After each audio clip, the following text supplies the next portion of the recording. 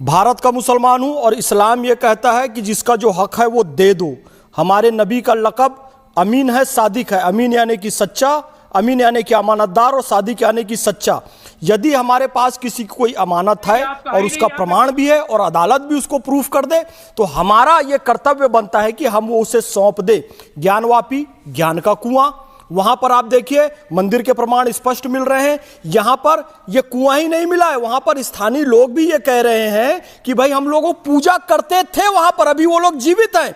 अभी ये इस हिसाब से बता देंगे कि जी मेरे घर में भी कुआं था और वहां भी हिंदू पूजा करने आते थे तो मैं उन्हें कैसे दे दूं। अरे भाई, इनकी विचारधारा के लोग जो मुझे ये कह रहे हैं ना कि टोपी और मैंने ये चुरा लिया है, शेरवानी, अरे साहब इन लोगों ने हमारे देश का एक बड़ा हिस्सा चुराकर पाकिस्तान बना लिया है, एक बड़ा हिस्सा चुराकर बांग्लादेश बना लिया है और अभी भी देश के विभिन्न प्रॉपर्टी पर कब्जा करने पर तुले हुए।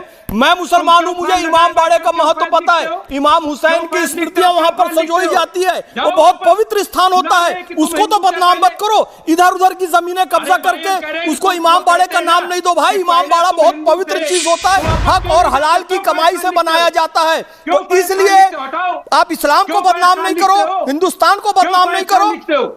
और ये जिस मुगलिया परंपरा की बात कर रहे हैं, मंगोल परंपरा की बात कर रहे हैं, वो लोग कपड़ा ही नहीं पहनते थे। कहते हैं मैंने उनकी टोपी चुरा ली, मैंने उनकी शेरवानी चुरा ली। अरे वो कपड़ा ही नहीं पहनते थे, वो कच्चा मांस खाते थे। वो कह रहे हैं कि इन्होंने हमें कपड़ा पहनना सिखाया। 56 भोग वाले देश को कह रहे हैं कि इन्होंने हमें खाना खाना सिखाया। उनके पास एक भी स्कूल नहीं था ही नहीं। हमारे पास नालंदा विश्वविद्यालय था, दक्षिणा विश्वविद्यालय था, उनके पास संस्कार के नाम पर कुछ नहीं था। हमारे पास 16 संस्कार थे, हमारे पास सब कुछ। और वो कह रहे हैं इन्होंने हमें कपड़ा पहनना सिखाया। अरे अंग्रेज भी यहाँ पर आए ना तो यहाँ का मसाला लेने के लिए आए थे। मैनचेस्टर की मिलें भी जो चलती थी ना, भारत के कॉटन से चलती थी। और ये मुगल यहाँ पर आकर इन्होंने खाना सीखा है, इन्होंने वास्तुकला सीखी है, इन्होंने कपड़े पहनने सीखे हैं। ये हमको बता रहे हैं कि टोपी हमारी, शेरवानी हमारी। अरे वो समुंदर खंगालने में लगे हुए हैं, हमारी कमियां निकालने में लगे हुए हैं, जिनकी खुद की लुंगी फटी हुई है हमारी टोपियां उछालने में लगे हुए हैं। जहां भारत और भारतीयता का प्रश्न आएगा